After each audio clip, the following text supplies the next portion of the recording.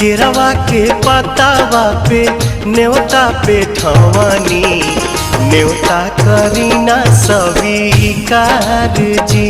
हाँ लिहिनाया रख मोर आदित्य गोसाइया परती के सुन ली पुकार जी।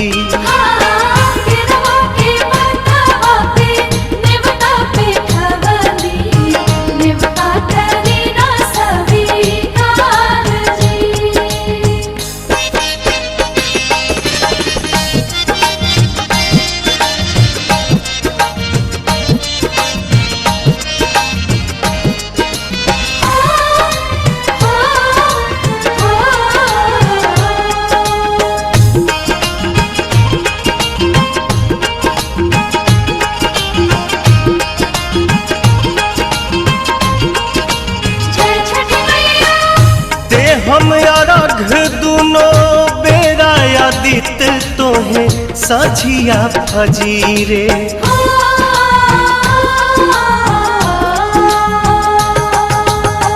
दूसरा अरघ देके मानव आशीष आके गंगा के तीरे। दिन के सहैया रौवे रोग हराइया जी रौवे से जग में जोर जी।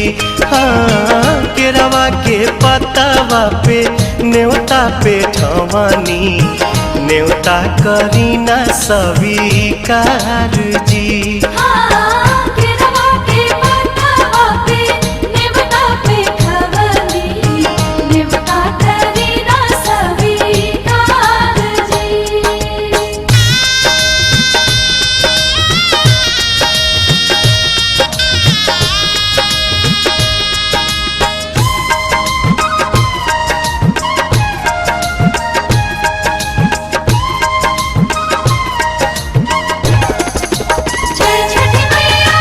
नजरी के कोर से करिले अजोर जग रौवे से जागेला।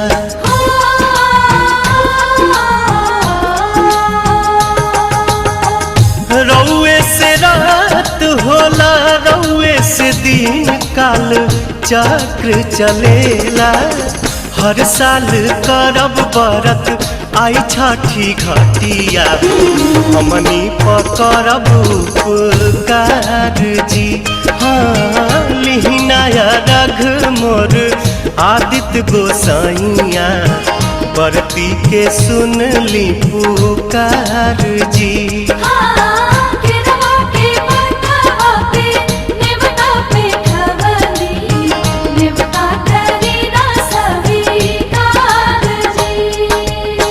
केरवा के पतावा पे न्योता पे ठवानी न्योता करीना स्वीकार जी। हाँ लिहिनाया रघ मोर आदित्य गोसाइया परती के सुन ली पुकार जी।